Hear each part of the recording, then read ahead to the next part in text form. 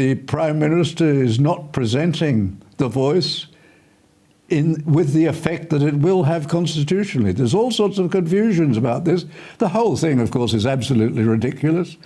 The problem of the gap is a problem which the government has to solve, but they will only solve by taking policies which break up the idea of segregation and adopt assimilation. They just really have to everybody has to be assimilated. We all have to be assimilated. Yeah. David, can I just go back to one of the early points you made about the 1999 referendum, which was to change the preamble. I mean, one of the reasons that I argued that the failure of that was a good thing was because the High Court judges in the past have treated the preamble as part of the Constitution, not something separate, not something that can't be exploited to make decisions. But the most important thing that preamble, the case for a preamble change made was it said the Aborigines were the first peoples of the nation,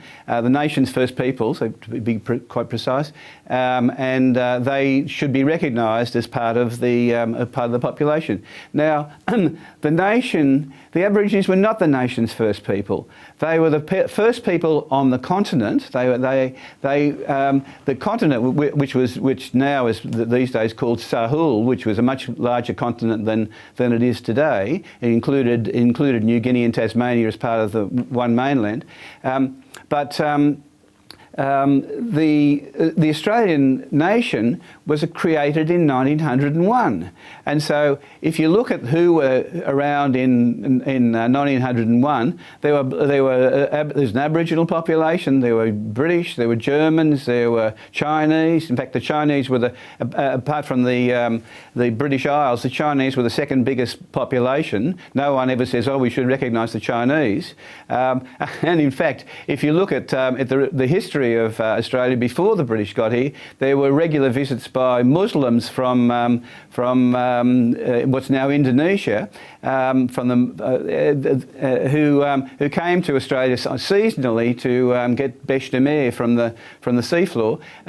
They could have some claim as being among the First Nations as well, if they wanted to, but then on the basis of the sort of myths that have been saddled in this debate in the past. I was surprised that John Howard could even fall for that idea that the first peoples of the nation were the Aborigines. There was no single group that could be described as